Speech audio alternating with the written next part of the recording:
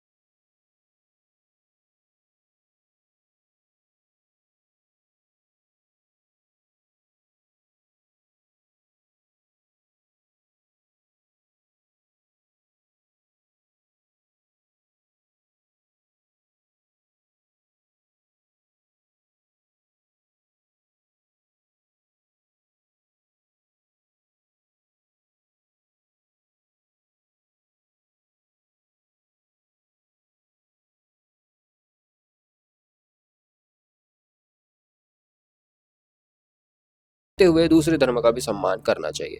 देखिए धमतरी की गुट की रिपोर्ट।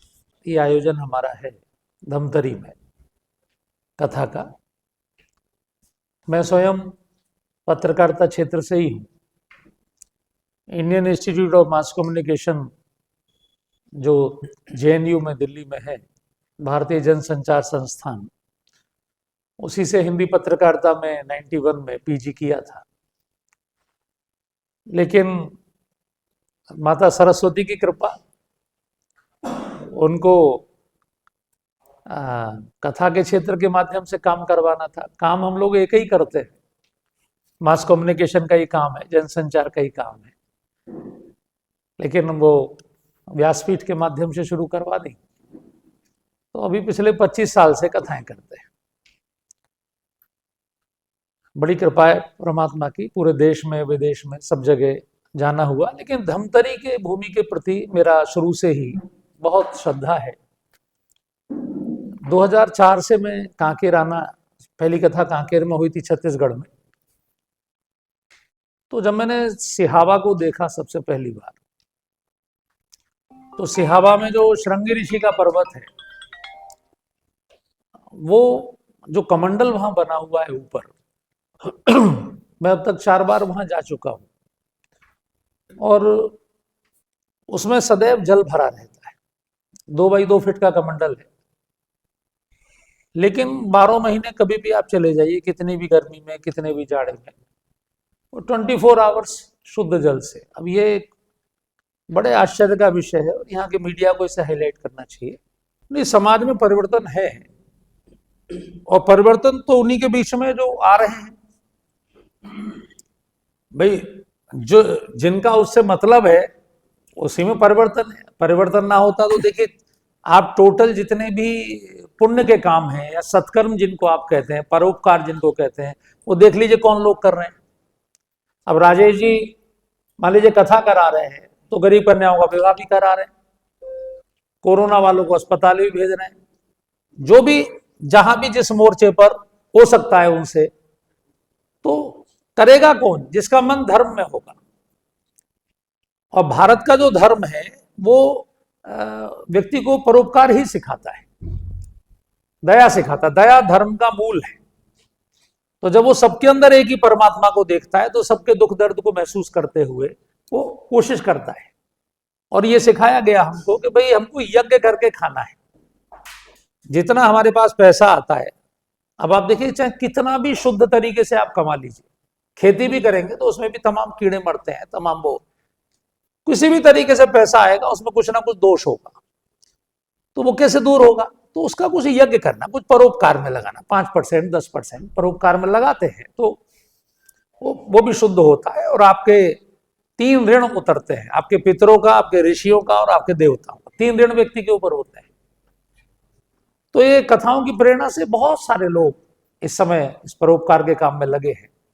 आप देखेंगे तीर्थों में आके, अब जैसे रामकृष्ण मिशन के हॉस्पिटल्स को देखिए, आप बरसाना आएंगे तो हमारे रमेश बाबा 60,000 गायों की सेवा करते हैं।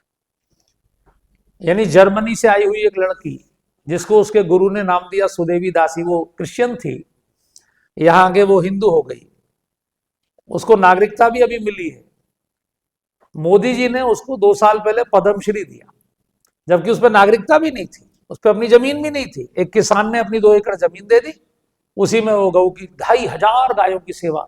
यानी पूरे ब्रज में कहीं भी कोई गाय घायल हो जाए उसकी एम्बुलेंस जाती है, लेके आती है, अपने हाथ से सेवा करती है। तो जर्मनी में पैदा होने वाली एक लड़की जब ये कथा सुनकर इतनी बड़ी भगवान की भक्त हो सकती है तो फिर कौन नहीं होगा, आप ये बताइए। तो कथाओं का प्रभाव तो है। और हमारे पास तरीका क्या है? ना तो कोर्स में पढ़ाया जा रहा है, ना कुछ और है। तो कथाएं ही एकमात्र माध्यम है जो आपकी प्राचीन संस्कृति से आपको जोड़ती है।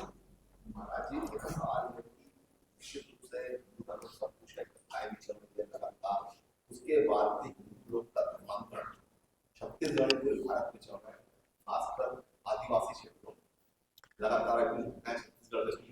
इसको कैसे रोका जाना चाहिए? जिस ढंग से लोग कन्वर्ट हो रहे हैं, गांव का गांव कन्वर्ट हो चुका है, गांव में 5 आदमी की बची हिंदू, ऐसा क्या करने, कहाँ कभी हमारे साथ संतों में है कि लोग कन्वर्ट हो रहे हैं? मेरा एक सवाल कि लोग बोलते हैं शिक्षा और स्वास्थ्य। आप बिल्कुल ठीक कह रहे हैं। मैं कथाएं करने सुकमा में भी गया हूं, जब वहां डर के मारे बड़े बड़े लोग नहीं जाते थे, तब भी हम लोग वहां कथा करने जाते थे। वास्तव में तो हमारा ही दोष है, अब हम खा खा के 1.25 कुंटल के हो रहे हैं।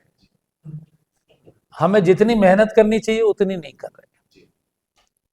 भाई हम धर्म की रोटी तो खा रहे हैं, आप ही लोग हमें खिला रहे हैं, लेकिन जितनी मेहनत हमें करनी चाहिए, अब हम उन्हें कोस रहे हैं कि साहब वो हमारे लोगों को कन्वर्ट कर रहे हैं। तो भाई जब वो 20,000 किलोमीटर दूर आके मेहनत कर सकते हैं तो हम अपने 20 किलोमीटर तक भी नहीं जा सकते? भाई हमारे लोग मेहनत ही नहीं कर रहे, क्योंकि हमारे लोगों के सामने कोई एजेंडा नहीं है। है क्या कि एक स्वप्न होता है, उनके सामने एक एजेंडा दिया गया कि भाई पूरी दुनिया को बिलीवर्स बनाना है। उन्होंने दुनिया को 2 भागों में बांट दिया। अभी जब पोप भारत आए थे तो कहकर गए कि 2031 सन 3001 तक, देखिए कितनी लंबी योजना है। उनका 10-20 साल का प्लान नहीं है, हमारा 100 साल का प्लान है।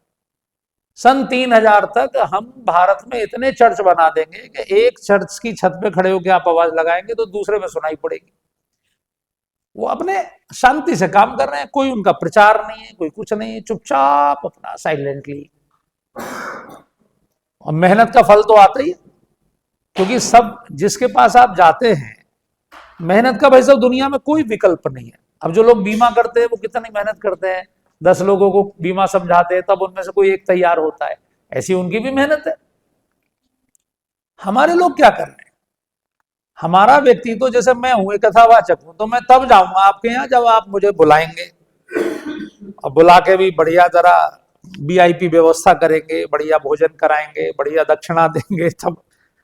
तो ये तो हम अपने स्वार्थ से गए, परमार्थ के भाव से हम कब जा रहे हैं? तो भारत के साधु संत, भारत के कथा व्यास, भारत के जागरूक लोग, अब आप कहेंगे कि सारा टेंडर हमारा ही है, तो ये भी गलत है। देश तो हम सबका है, देश हम सबका है। कोई किसी को भी माने, इसमें बुराई नहीं है। भारत की किसी भी विचारधारा को आप मानेंगे तो आप भारत तोड़ने की बात नहीं करेंगे। आप राधा स्वामी हो जाएं, आप ब्रह्म कुमारी हो जाएं, आप धन सदगुरु मान लें, आप जैन हो जाएं, आप बौद्ध हो जाएं, आप सिख बन जाएं, आप शैव हो जाएं, वैष्णव हो जाएं, शाक्त हो जाएं, राधे राधे करें, राम राम करें, कोई खतरा नहीं है, क्योंकि आप भारतीय विचारधारा में हैं। भारत की प्रत्येक पंथ में, प्रत्येक विचारधारा में 3 चीजें कॉमन है। एक तो पुनर्जन्म सब मानते हैं, दूसरे कर्मों का फल सब मानते हैं, और तीसरी सबसे बड़ी विशेषता है कि सबके अंदर एक ही परमात्मा है, ये सब मानते हैं। ये 3 चीजें भारत से निकली हुई प्रत्येक विचारधारा में, गुरु कोई भी हो, कॉमन चीज है। इसलिए यहां कभी विखंडन नहीं होता, जागी रही भावना जैसी। लेकिन जो बाहर से विचारधाराएं आई, उन्होंने एक अलग थ्योरी दे दी। उन्होंने कहा नहीं, खुदा सब में नहीं है, वो 7 आसमान के ऊपर है, नीचे तो सर्वाइवल ऑफ द फिटेस्ट है।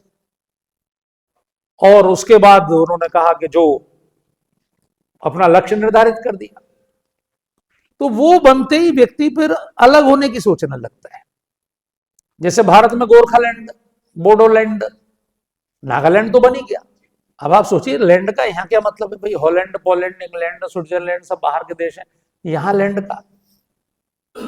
तो ये जो अलगाव की भावना है, वो तो अच्छा हुआ कि हम लोग थोड़े सक्रिय हो गए, और ये पूरा जो 7 सिस्टर्स स्टेट्स को एक ग्रेटर नागालैंड बनाने का जो वो था कुचक्र, वो अब स्लो हो गया।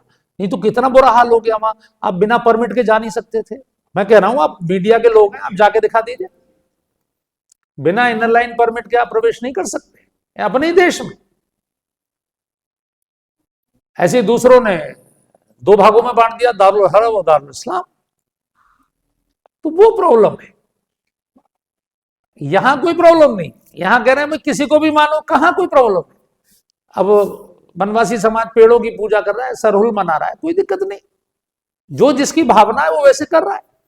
लेकिन उनकी सबकी मान्यता एक है कि भाई कर्मों का फल मिलेगा, अगला जन्म होगा, और भैया सबके अंदर एक ही ईश्वर है, इसलिए सबसे प्रेम करो। इसलिए हम लोग नारा लगाते हैं, प्राणियों में सद्भावना हो, विश्व का। तो सत्य को कौन परास्त कर सकता है? अब आप देखिए ना कि उनके 2 करोड़, वो तो हमारे गरीब और भोले वाले लोगों को कन्वर्ट कर रहे हैं। उनके सबसे टॉप के लोग, जूलिया रॉबर्ट्स, हॉलीवुड की सर्वश्रेष्ठ सुपरस्टार हीरोइन जो रही, हॉलीवुड की हेमा मालिनी के बेटिया, स्टीव जॉब्स, अभी जो आयरन मैन की एक्टिंग कर रहा है, वो सबसे महंगा जो हीरो है पूरी दुनिया का, वो भगवान का भक्त हो गया। तो उनके एक से एक टॉप के लोग, फोर्ड, दुनिया में सबसे बड़ा मंदिर चैतन्य महाप्रभु की जन्मभूमि पर फोर्ड बनवा रहा है, तो रोक ले उनको। उनके चर्चों में क्लब खुल रहे हैं, उनके चर्चों में वो बिक रहे हैं, वहां कोचिंग सेंटर खुल रहे हैं, वहां कोई जा नहीं रहा है, लेकिन अब वो कर रहे हैं। तो जब